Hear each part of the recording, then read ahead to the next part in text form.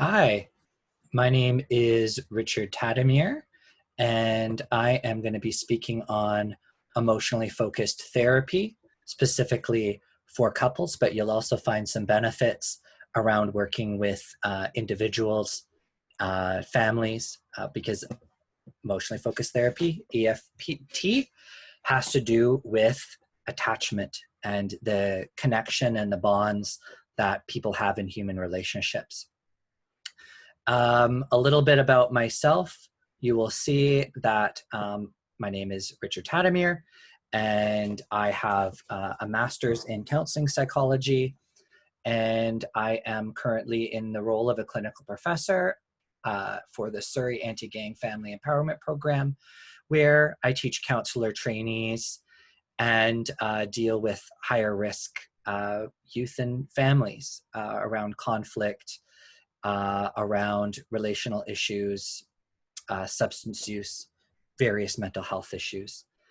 And yes, I'm at Simon Fraser University, located on the Surrey campus in British Columbia, Canada, fairly close to Vancouver. And I also am a PhD student in educational psychology. You can see my information there. And if you want to contact me, if you have questions about this slideshow or the work we do at in the counseling psychology department at SFU. I also want to give credit to Elizabeth Brown, chesterpsych.com, as she created a lot of the backbones of this slide, which are publicly available. And but I also made some adaptations to make this more counselor trainee friendly, and hopefully that'll be a benefit for master's students and even practicing psychotherapists. So without any further ado, EFT structure, intervention, and techniques.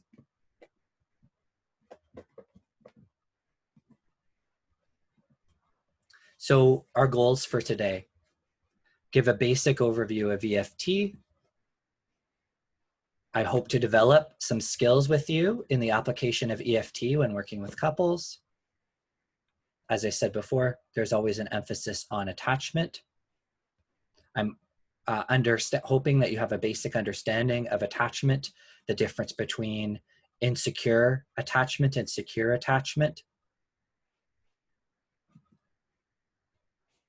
and the emphasis is on process between the couple. So how do we see which actions and words, and the therapist's actions and words, the couple's actions and words, lead to more secure attachment and transformation in the relationship.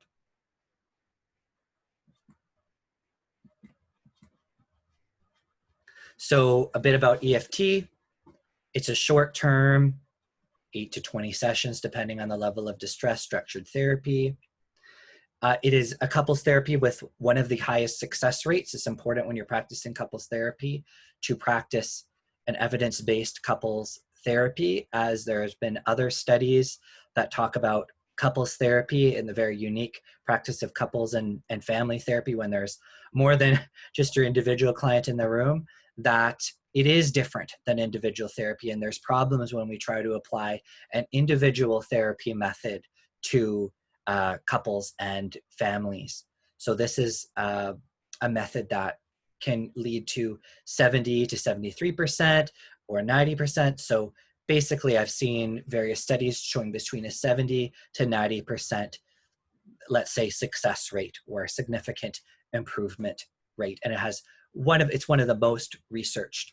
That includes people we will talk about some of the populations it's been used with a lot. People in addictions, anxiety, PTSD, including combat veterans. When I had the pleasure of seeing Susan Johnson on Gabriola Island a few years ago and participating in a workshop for therapists, she talked a lot about the hope and power of EFT with people that are at the brink of their relationships breaking down after returning from battle, and how helpful it can be. And it's been practiced and continues to be practiced around the world.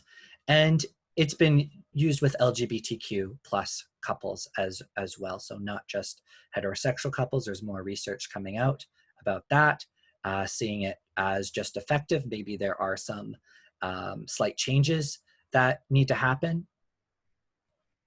and finding that it's affirming and non-harmful. So understanding some of the special issues, which I won't go into today. There's better people suited to explore that, but that's helpful to know. And you can also see a slight, or well, maybe a significant variation, but from Les Greenberg, emotionally focused family therapy. So this is different than, emotion-focused family therapy, I should say. And this is a bit different than emotionally focused therapy, which we're talking about today. So often people get the two confused.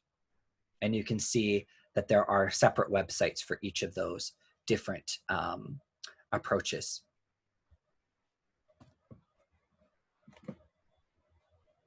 So what are some of the roots? Where does EFT come from? So experiential psychotherapy, people are enacting in the moment their distress, their feelings of insecure attachment and disconnection from their partner, and we're hoping to give them an experience of, maybe for the first time or in a first time in a long time, a feeling of connection. It also comes from humanistic client-centered therapy, system theory, or systems based family therapy like that of Minuchin, and attachment theory, of course, by Bowlby. A little bit about attachment, just to give the idea, the background. So this is something you will see in EFT, is a huge part of having a good enough attachment is attunement. So that has to do with the facial gestures, the eye contact, the vocal tone, all these indicators that show I'm present for you, you're here with me, you're safe with me. And this, whether we're a baby, this is important, but it's true in couple relationships as well into adulthood. And as you might know, if you've studied anything about attachment, is childhood attachment is quite predictive of adult romantic attachment. The hope, though, with our studies of neuroplasticity, is that people, and it's not just a hope, this has been backed in research, is that there can be shifts in attachment style. People that are with a secure partner are going to be more likely to eventually shift to a secure attachment style. That also shows that sometimes in a relationship that is insecure, anxious, abusive, of course, our partner plays an influence, and that could affect or further damage our attachment style.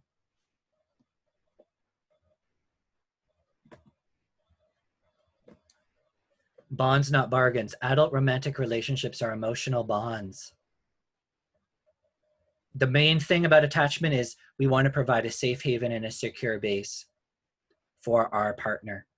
So our parents did that originally. Well, we want our partner to continue to do that, and for us to do that with our partner. Without safety, there is really no good quality communication or connection. And our bonds are strengthened, of course, by things like having a mutual sense of meaning, mutual sense of spirituality, respect for our partner's goals, desires, dreams. What are the goals of EFT? It's some pretty ambitious goals, but possible: to access, expand, and reorganize key emotional responses between partners. So as I said before, to shift to a more secure attachment style, and also more a conflictual, maybe attack, defend, these type of toxic, perhaps, conflict cycles that couples can get in, being very stuck in positions, you don't understand me, I feel totally alone, to understand that it's not our partner's fault, it's the cycle that we're in, and to shift for better understanding of how the cycle affects us and how we can create a new cycle. Recognize when the old one pops up and intervene with it and create a new one. We're creating new experiences. Number one rule of couples therapy, or really any therapy, is to give an experience to the client that they do not have in their own home or in their own day-to-day life. So if they believe that people will abandon me if I share really what I believe, my feelings, my needs, people will reject me. And they have even moments of that in, let's say, couples therapy, where the therapist can facilitate their partner being able to hear what they are saying and get brought closer, understand their perspective more, soften a dismissive response. And even if the therapist can do that, of course, as well, that can start to shift attachment in a more positive direction, and more secure bonding can happen. We don't want, and this is one of the problems with couples therapy without practicing it from a research-based, evidence-based type model, or just kind of practicing it ad hoc, is we will take individual therapy methods, as I said before, and try to apply that to a couple, and can create more wedges, more division. Oh, my values are more important than yours. Or we can also get couples, unfortunately, just to keep repeating and repeating what they do at home. You hate me, you don't care about me, you know, we're yelling and screaming just like we are at home. This couples therapy obviously isn't working because we're not being offered anything new. We're just paying money to repeat our fights, and who wants to do that? Some highlights of the EFT model. As you can imagine, the distress comes from a ruptured connection or attachment. This can often happen from trauma. Could be something as big as an affair. Could be something smaller, like, you know, you are not responding to me when I was sick that one time. And you kind of just went on and did your own thing. I feel like it's two ships passing in the night. You know, when I come home from work, I feel like you're on your video games and you never hear what I have to say. And so I feel quite alone. And then that triggers feelings of feeling alone in the past, in our childhood, in previous relationships. There's sometimes a rule of the 90-10 rule. So 90% of an interaction is not really about what currently is happening, but about something from the past, a past trigger, past trauma that has been unresolved. So goal of EFT is to translate the content of distress into attachment, yearnings, and longings. I want to go on a date night, not because you're not doing enough already, and I think that you, here's one more thing to criticize and add to your plate, but because I really want to be with you. I really enjoy my time with you, or remember the times, good times that we had when we first dated. I want more of that. And maybe I'm screaming about how much I want this because I miss that so much, and I feel alone when that doesn't happen. And I know I feel closer to you, and I want to feel closer to you by creating new experiences and doing that date night or whatever that is. Yes, and a goal of EFT is to help couples express their longings in ways that don't scare their partners. The therapist softens or translates what the partner is saying to the other partner in many times, right? As I said, I just gave an example around date night. More highlights. It's an attachment dance. So instead of just a battle, which many couples feel like they're in, and I honor that it can feel like that, a battle that they're trapped in. She wants to shift the idea to this interactional dance, or the EFT tango. She has some, Sue Johnson has experience in tango, and this is what helped her come up with some of the ideas around the cycle of interaction. And we are de-pathologized and say, oh, what, my partner's a narcissist. No, in EFT, we don't focus on pathological terms like that. We see both people as maybe quite passionately fighting for connection in some way, right? Or when it seems like they're not, maybe they're protecting themselves from further withdrawal or further attack, or maybe they don't want to say what they really feel in the moment because they're fearing it will make the situation worse. And so the couples therapist translates initially and helps then the couple use these, what we call reenactments, to help couples then use those skills in the therapy room and to do that ultimately in their own homes, apartments, wherever they live. It's a team approach. So the therapist, the couple are on the same team against the cycle versus the couple each against each other. And in this way, this also can reduce the sense that the therapist is allying with one partner or the other.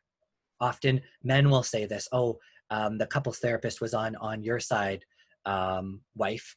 And this obviously creates issues right from the start. So if we're all acknowledging right from the start, this is we are battling against the cycle. It's not my job to make one person look like, one or the other person look like a demon or a bad person or doing it wrong. But of course, there is hopefully some acceptance of responsibility from each person as we do these reenactments and we work through EFT. Very important, the 3 stages and 9 steps. So EFT in a nutshell was the other way I was going to call this slide or call this presentation. So stage 1, assessment and cycle de-escalation. Stage 2, changing interactional positions and creating new bonds. Stage 3, consolidation and interaction and integration. Just want to see if there's any further notes about that. So assessment and cycle de-escalation. We're going to get it. I'm going to show you what the cycle, but basically that's showing what the cycle is between the partners. So showing it right in front of their face in real time, as well as maybe giving them a helicopter view of, or as Gottman might say, watching your fight from a movie theater and you are a participant. So to lower some of that stress and have a little bit of self-distancing, we want to give them this perspective. What's the particular cycle they get into? Talk about that.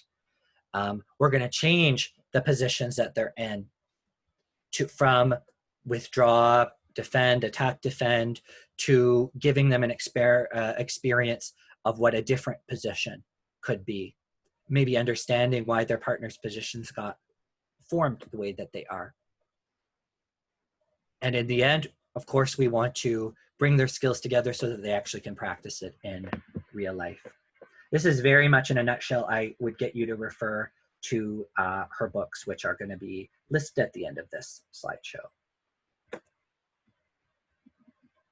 Okay, oops, here we go. So here's an example of the positions that couples get into. So the withdrawer, I never get it right or make her happy. I don't bother anymore. What's the point? And the feelings connected with that are rejected, inadequate, fearing failure, overwhelmed, judged, shame, empty, alone. So the withdrawer's view, Gottman calls this stonewalling. He would refer to it, or the withdrawer has a sense of, here we go again. They are also very physiologically aroused, physiologically in an alarm state, a fight, flight, freeze response state, flighting away from their own feelings, freezing, shutting down. I don't want to make things worse. I just hope this is over. So they may exit mentally or they may exit to another room. And the message of the pursuer the person who is wanting to resolve the issue right now or brings up a feeling or a need and they see their partner withdrawing, there's almost always a pursuer and withdrawer in a relationship. And it can switch depending on the conflict, but more often one person is more dominantly a pursuer and one person's more dominantly a withdrawer. Pursuer would say things like, he's never around. And whenever he is there, he's always distracted. She doesn't see me. No matter what I do, I don't count in our world. I'm not appreciated. I'm not being noticed. And there's a sense of anxiety. The pursuer would, to give the lived kind of phenomenological experience of a pursuer, they will say things like, I'm not being seen.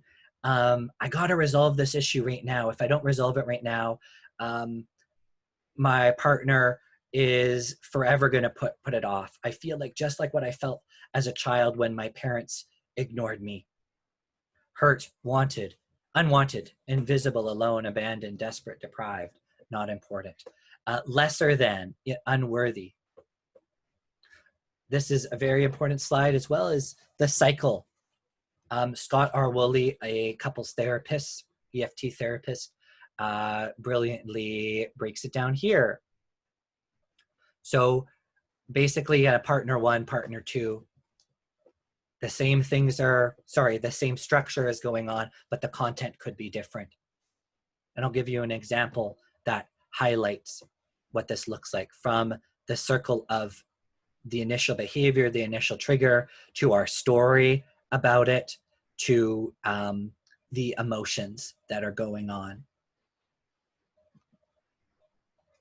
These are the needs that are going on that we normally don't talk about. As couples, we hide what we truly feel and what we truly need, often under sarcasm, jokes, attacking, criticism, right?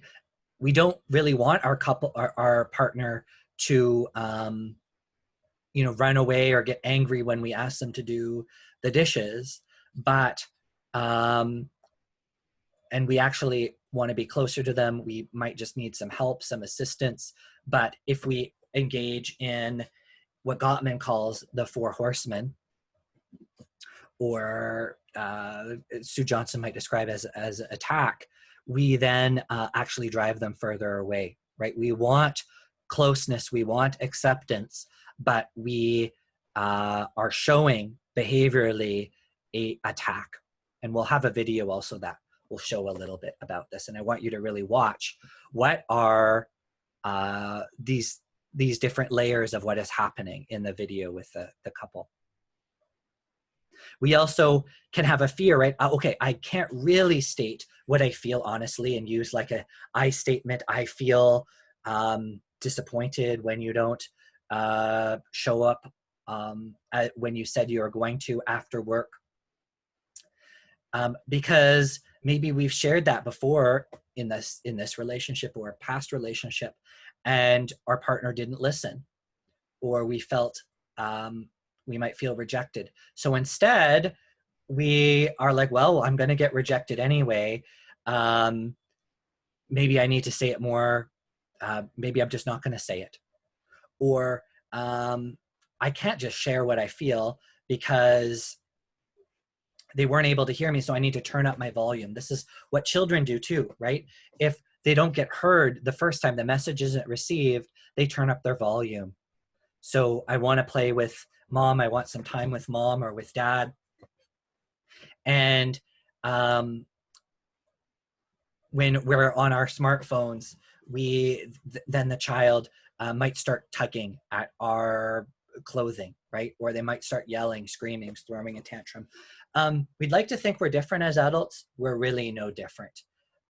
Maybe the behaviors look just a little bit more complex or more subtle. But sometimes, as you'll see when you work with couples and families, it's not, I wouldn't say it's subtle. It's pretty overt. It's pretty strong. There is yelling, screaming, hopefully not tugging of clothing, but that can happen. It may get to the point where, yes, we may have to be making a safety plan and pieces around, because the cycle has taken over so much, and it's creating a sense of very great distress. of basically this is a primal fear. This is what Sue Johnson also talks about, a primal fear or a primal panic. The worst thing we could do to people in our tribe as we formed, modern humanity, civilization, would be to reject somebody out of the tribe, to kick them out into the jungle or into the wilderness. So this is a primal fear that still runs today, even with all of our computers and technology. That fear is still a dominant script running for us. And we'll do almost anything to avoid that feeling. Here is another way I use this. You can screenshot this if you like.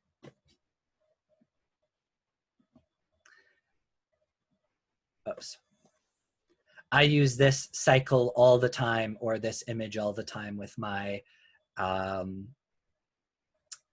clients. And you can just look up EFT cycle. All the information there is at the bottom from Colorado Counseling Center.com. I get couples to,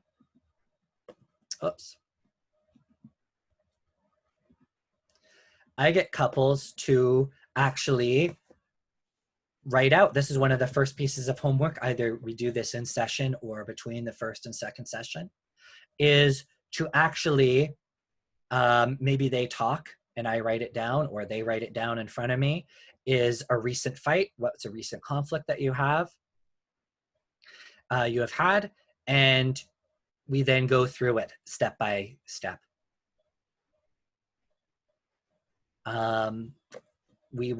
I'll see if I can show you maybe an example here. Apologies. We'll jump ahead here.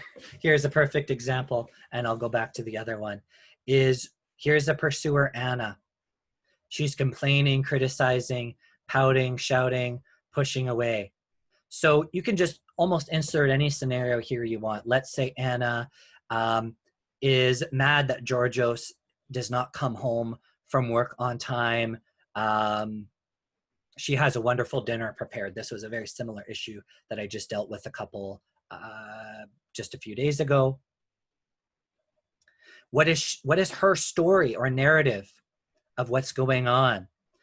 EFT takes from a lot of couples therapy methods, and Sue Johnson even mentions some pieces around narrative. It's an important idea. It's the script, the unconscious automatic script that is running, also common in CBT. We refer to that too, automatic negative thoughts, etc. It's really an attachment script. It's something a narrative that may have been going on since childhood, right? Others won't listen to me. Georgios isn't listening to me. He doesn't understand. He's in his own world. When he keeps doing this, it gives me a sense that he's going to give up on us. So we ask the couple, right? The story you tell about yourself, your partner, and your relationship.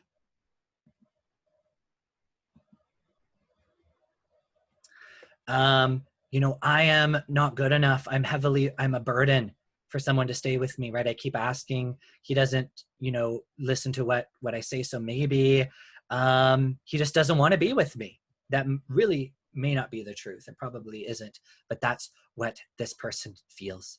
And she probably has learned that in past relationships. My parents always said I was, a burden, or I had too many emotions. I felt too much. I'm too emotional. So that's what I feel.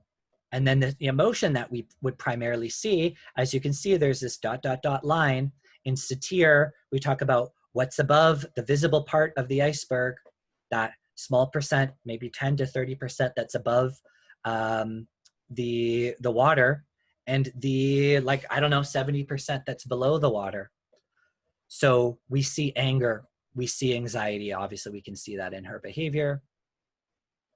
And underneath, there's an emotion of fear, panic, loneliness, primal panic. I really want to be heard, to be loved, to feel safe. Georgios, his behavior, he dismisses her worries. He's talking, maybe makes a lot of excuses. He avoids anything that saddens him.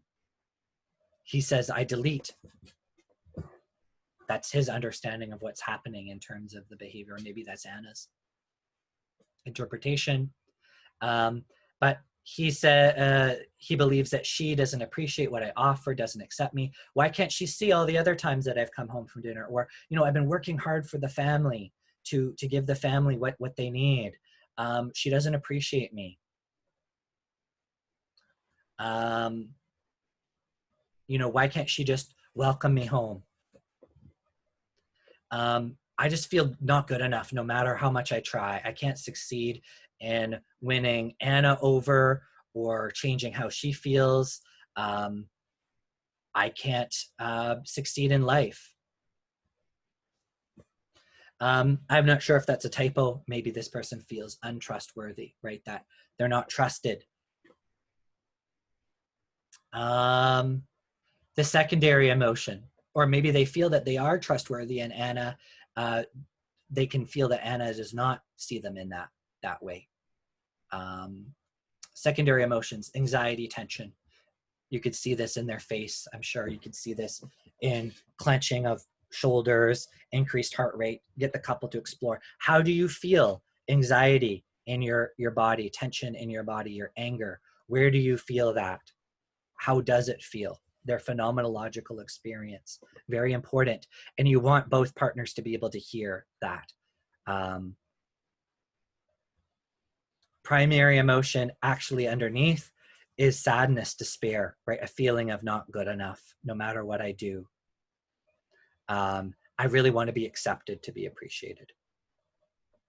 And if I can't be accepted or appreciated, or every time I do come home, that I feel like I'm getting attacked, the withdrawer may further withdraw, or will withdraw to not say something worse, or whatever. Okay. You can see here some of the, and again, you can take a screenshot of this, of a huge gamut of different behaviors here, which sometimes is helpful for couples, particularly males. I find that may not be as verbal, have not had as much as men. Sometimes we're socialized away from emotions or verbalizing emotions. It doesn't mean that we don't feel emotions, but we have sometimes a more limited vocabulary. And so I found things like checklists, kind of menus of the possible emotions to be very helpful. They're like, yeah, that is what I feel. I do feel inadequate. I do feel totally frozen. And they might not otherwise be able to come with that on their own. So that's part of our job too, is to expand the emotional vocabulary of the couple. And there's evidence that when people can put their emotions, their anger, right, in actually I'm feeling resentful, and I'm feeling, it's more than that, I'm in a rage, and I'm in this jealous rage.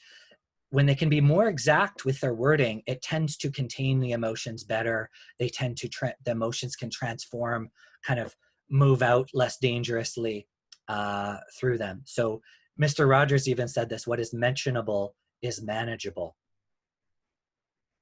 Or in emotion-focused family therapy, they sometimes mention name and tame. I think they mention that in this EFT as well. Naming and taming the emotion.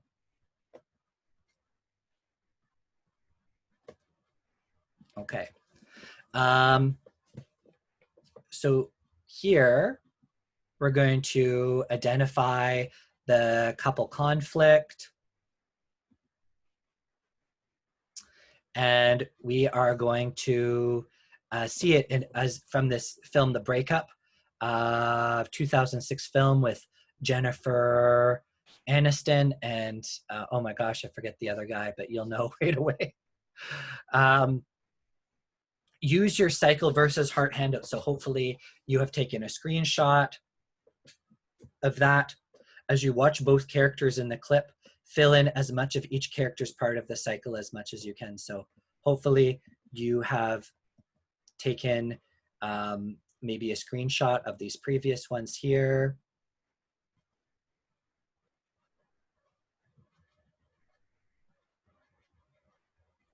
I find this one is particularly helpful. and the one that I would maybe suggest that you use. Okay, so go to the clip. You can also see, okay, here, oops. What you can, there is a website here just for a resource, intensity, conflict markers. These are things, right? So are you noticing, for example, a conflict marker, such as a person looking down, right? Or actually a better example would be when someone probably would normally be expressing anger, they're smiling. This shows that internally they're in conflict. Maybe they feel they have to smile so that they've learned that so that it doesn't further enrage, or that they're going to placate or appease their partner or the therapist. So smiling when they should be crying, for example, is an example of a conflict marker. Intensity marker, well, those are more easy. Yelling, you might see that in here.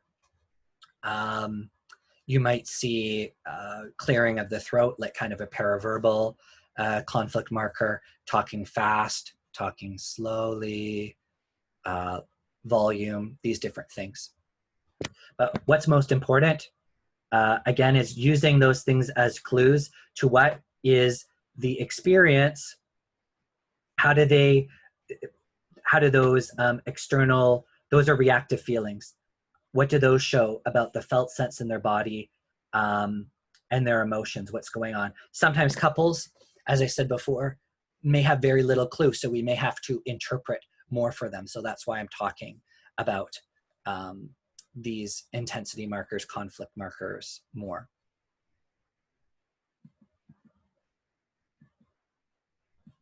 Okay, so I am just going to switch to that window. Hopefully the screen sharing is still working. Yep, I am screen sharing. I'm going to go to full screen. Oh, no, my demo! Well, I'm gonna go do the dishes. Cool. It'd be nice if you helped me. No problem. We'll get them a little bit later. I'm just gonna hit the streets here for a little bit. Gary, come on. I don't want to do them later. Let's just do them now. Take 15 minutes. Oh, honey, I am so exhausted. I just honestly want to relax for a little bit. If I could just sit here, let my food digest, and just try to enjoy the quiet for a little bit. Get some, get some, get some. That's what happens. And we will, well, we can clean the dishes tomorrow. Gary, you know, I don't like waking up to a dirty kitchen. Who cares? I care, all right? I care. I busted my ass all day cleaning this house and then cooking that meal, and I worked today. It would be nice if you said thank you and helped me with the dishes. Fine. I'll help you do the damn dishes.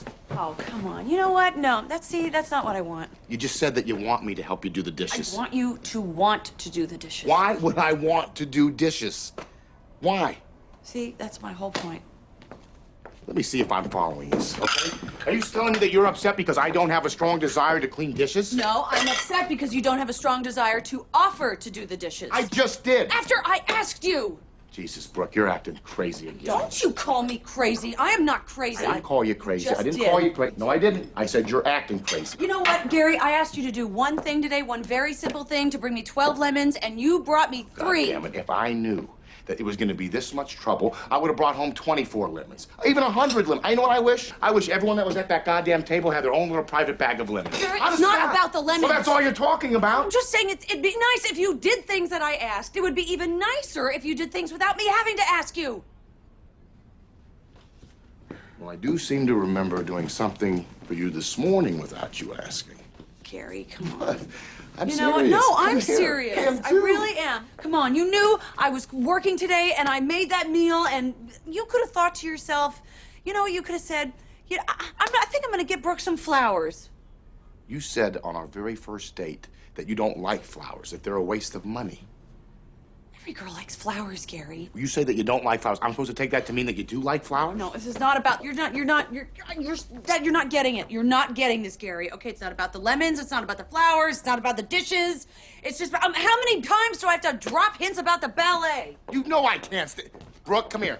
We talked about the damn ballet. I hate the goddamn ballet. You got a bunch of dudes in tights flopping around for 3 hours. It's like a medieval techno show. It's a nightmare. I sit there in a sweat. The whole thing. I do. Wondering when the hell's the goddamn nightmare gonna end? Go to a damn ballet. It's not about you loving the ballet, Gary. It's about the person that you love loves the ballet, and you wanting to spend time with that person. Not when they're at the ballet? Okay, forget the ballet. Forget the ballet.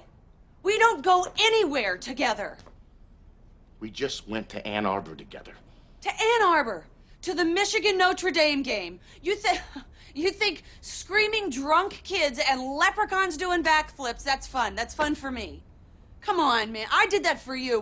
How do you show up for me? I'm up on the bus every goddamn day for you. Come on. I'm busting my ass to be the best tour guide in the damn city so I can make enough money to support both of us, and hopefully you won't have to work one day. I want to work. All I ask, Brooke, is that you show a little bit of appreciation, that I just get 20 minutes to relax when I come home instead of being attacked with questions and nag the whole damn time.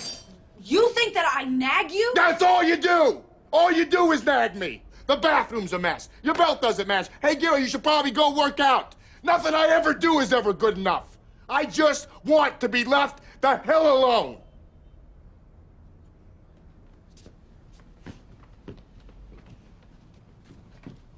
Really? Is that what you want, Gary?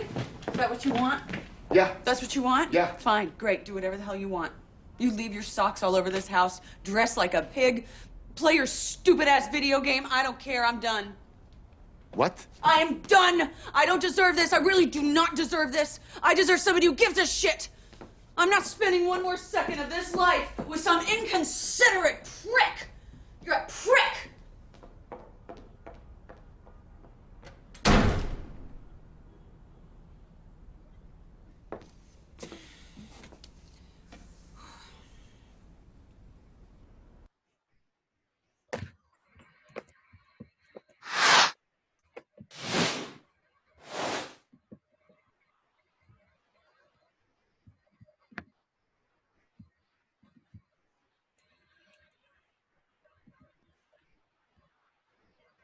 Okay, sorry about the dumb advertising. Okay.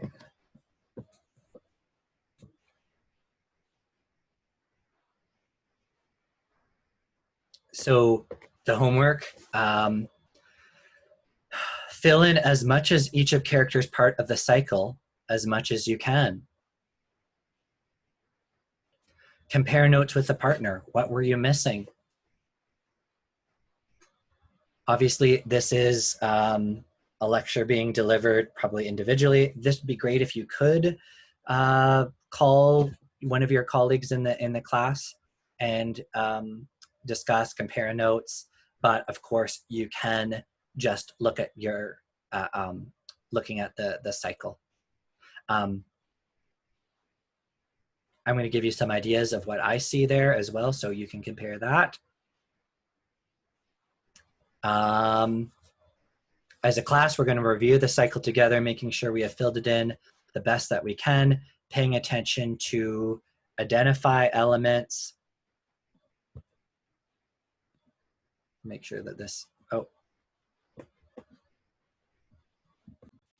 My apologies, need to go back to screen sharing, sorry, so you can see what I'm talking about.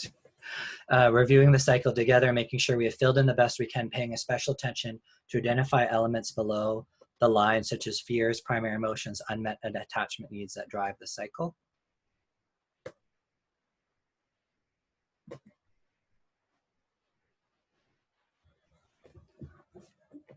Talks about attachment. If we listen to the attachment-related themes, we as therapists can be compassionate to both partners. EFT is empathy on crack. That's not my wording. That was the original creator of the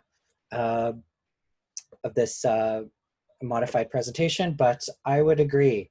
The reenactments are supposed to slow down and make very apparent actions of empathy, and to always break it down into how it relates to attachment and connection. ARE, a critical part of attachment, or sorry, EFT therapy. So this is always what partners are wondering. And you can think about the two actors in the video clip, right? Did they feel that they were accessible, responsive, emotionally engaged? Did they feel their partner was in that way to the other person? Can I reach you? Do you know what I'm feeling? Will you come when I call? Do I matter to you above all else? Ultimately, can I count on you? You can think about this in a family. You can think about this in a tribe. You can think about this as a couple. And if the answer is no, obviously you're going to have conflict like what you saw in that scene.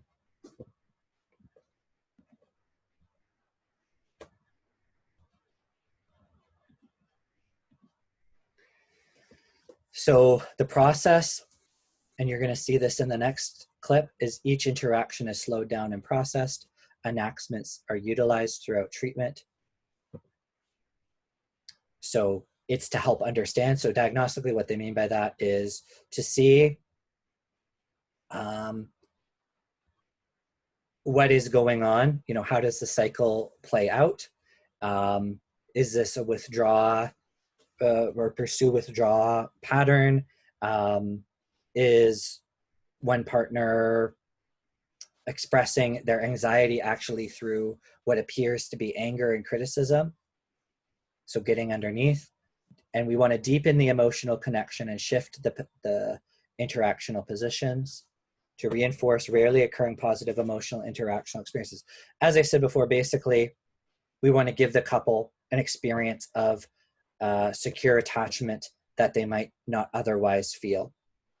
So thinking about a couple like that you saw, they might play that conflict out in your therapy room, or when they are describing a conflict that they had, they could probably give something very common like what you saw there, and start to think, okay, so step one is to identify the cycle, help them identify the cycle. And then step two is to help them identify what are the needs actually underneath driving that cycle that were not being expressed.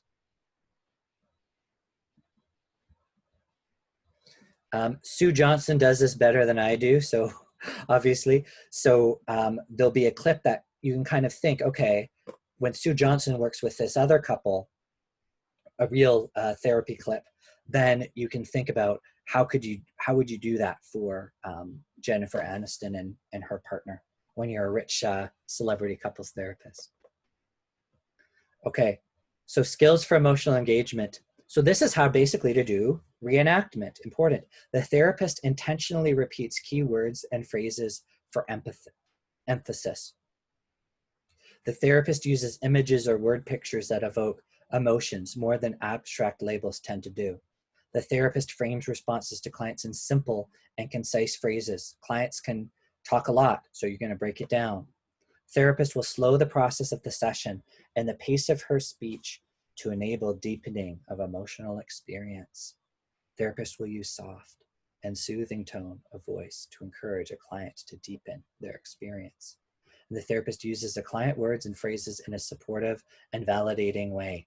So you will see this in a moment. Here we go.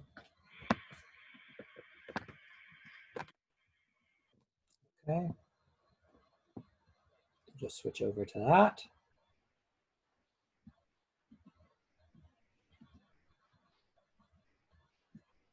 Okay.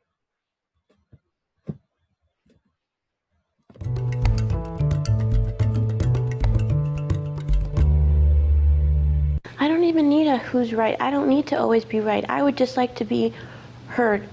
I'm sorry, I hear that you feel that way, Rhea. I don't mean it to be like that. I love you. That would be okay. I don't need to hear that everything I said is right. I don't really agree with you, Rhea, but I hear what you're saying. And I love you. And I don't know what to do now, so I gotta go. Right, so you help me. You're saying something incredibly powerful to this man. Okay.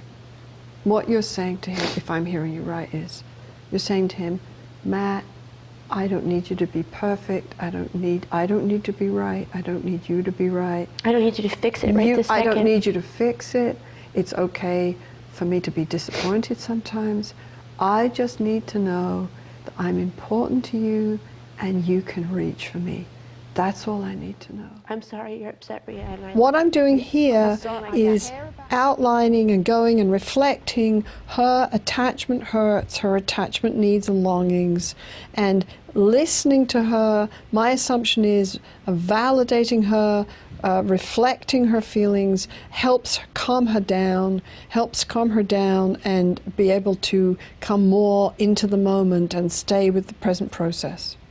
I'm sorry you're upset, Rhea, and I love you. Yeah, I'm Something sorry. like that. I care about how you feel. Yes. I care that you're hurt. I don't mean it to sound And like that. even though we're getting caught in this dreadful dance here, I love you. You need reassurance, yeah? That's what you're telling him? Yes. You're saying to him, I love in those you, moments, even though it sounds like I don't love you, and even though I don't know what to do for you, and I can't really be this person, and I don't have anything for you, I do love you, and I even though you might be telling me, Matt, that you don't know how to be with me right now and that you're overwhelmed right now, what I need is somehow to know that you're still struggling to be with me. I matter to you and that you love me in spite of all this. Because I don't really know that he loves me right now. Right. I need reassurance. That's what you're telling him? Yeah? I just don't know that he loves me, really. Can you tell him that right now, even in those dreadful moments? This is the first time that I create an enactment, which is a central part of EFT. What I've done is gone in and tried to distill her emotions, really focusing on the attachment meaning and get a more clear sense of her core emotions, her primary feelings underneath all this anger, and then ask her to give this emotional signal, this clearer emotional signal about these underlying feelings to her partner. Even in those dreadful moments, it would help me so much not to spiral down into despair, to know that even though we're caught in this dreadful clash of titans, that I still matter to you, that you love me. Can you tell him that? That's what I'm longing to know. That's what would fix it for me in that moment. Can you tell him that? It would help me really? calm down, and it would help me stop trying to be right or to make my point to you if you could just reassure me. Somehow reassure me and tell me that you love me. Or make some gesture that would just... Reach for me, yeah? If you reach for me? Anything would be nice to make me feel like you don't just have nothing for me. Right. I hear what you're saying. I hear that. My immediate reaction is nobody's doing that for me, and I'm putting forth one more effort. My finger is in the dam and the water is lapping over. Yeah. And I got to do one more thing.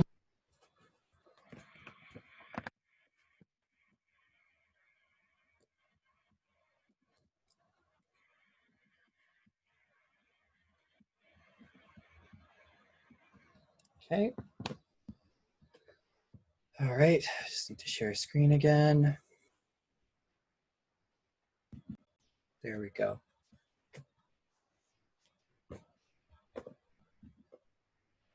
Okay, so you could see that in this video.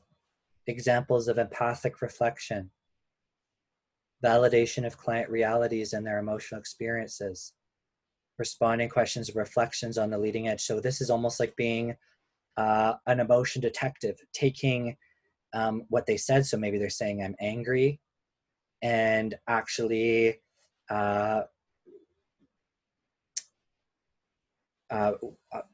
having an educated guess that what they're actually feeling is on a deeper level, or why they're feeling that is because they feel disconnected. They feel that their partner isn't there. This is also an empathic conjecture. You're using both a lot of logic, right? A lot of induction, deduction, and also a lot of emotion, body language.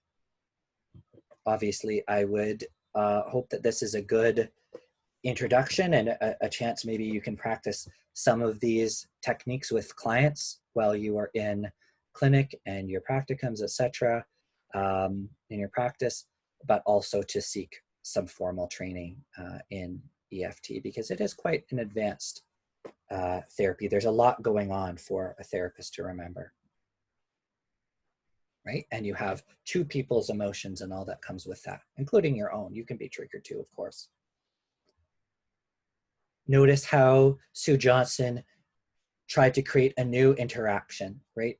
What it would have been very easy for if she just let the partner speak without adding any interpretation, which can sometimes happen in couples therapy as usual, for the key points around that she really does want to know that she is, that for Rhea, for her to know that she's loved and that she just wants to be closer to her partner. And she doesn't need to be right or to defend. It's not really about that. That's not really what she wants. She just wants to have some reassurance. So you're making the subconscious conscious. You are tracking micro expressions. You're making these things explicit, right? You know, when one person is expressing anger, we might interpret that as a bid for connection. As hard as that might be for couples to understand, we can get them there when we use attachment speech and we look for the underlying feeling. I need to turn up my volume so that my message is heard.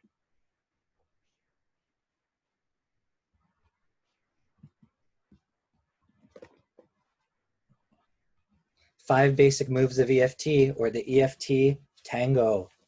So I will put this in full screen to easier to see. Reflect, process, reflect, present, process, within and between. Number 2, explore more primary, deeper, or new emotions. Set up coherent enactment. Can you tell your partner that? Tell them how much you need them. Tell them that I need love, I need reassurance, my apologies. Process the enactment. How does it feel? So she would next ask the husband, right? I think she did at the very end there. How does it feel to hear Rhea say that, right? And it may not be initially positive, right? But that's important that they hear each other, know each other's feelings when these things are said.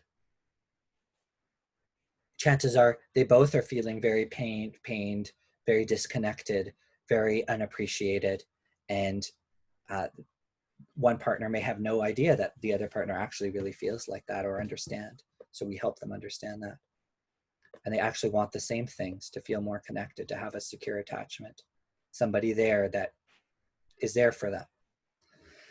Integrate, validate, reflect. So how do you view yourself? How do you view the relationship? How will you take these practices into the relationship? What will you do differently? What do you need to hear from your partner when you are stressed out? Partner, what can you say to them when they are expressing their distress? What do you need to hear? Those are important questions. If we were doing this live, we could do a role play of a couples therapy session. I'm just going to ask you to take the breakup Jennifer Aniston clip and try to imagine yourself putting yourself in a couples therapist position. How would you use some of these skills? How would you dance the tango with your couple? Of course, you can send questions to me if you have any, or you need further explanation or examples of how you would apply this. I would love to go longer, but already we're getting into, I think it's been over an hour now. Here's for further learning: practice of emotionally focused couple therapy, creating connection. VCFI in Vancouver, Vancouver Couples and Family Institute, has lots of good trainings. I highly recommend you check some of those out. As EFT and also other things like ADP, Advanced Experiential Dynamic Psychotherapy, so psychodynamic type, trauma-informed, attachment-informed psychotherapies. Hold Me Tight, of course, this is great for couples. It's great for therapists to understand some of the basics of EFT as well. If your couple is reading it, it'd be a good idea for you to have read it as well. Great examples, quizzes, questions that couples could work on. I sometimes get couples to work on 1 chapter a week. It's designed that 7 conversations for connection. Basically, it's designed in that way. So over 7 weeks, which is sometimes all you get in therapy, or at least as a start, there could be some very significant progress made. Okay, so some of the references, there's a whole bunch here.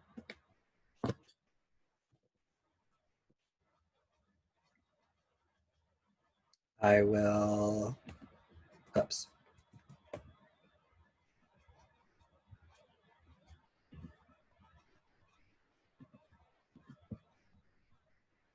Where is this? Okay. Oh.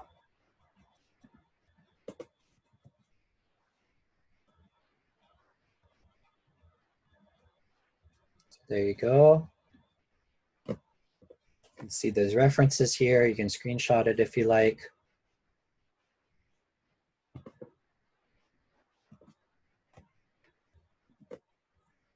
Some more.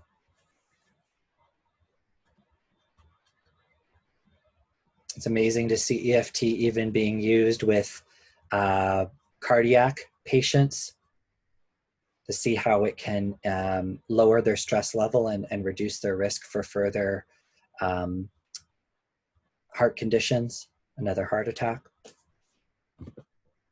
Even neurodegenerative diseases starting to be explored, so in hospital settings.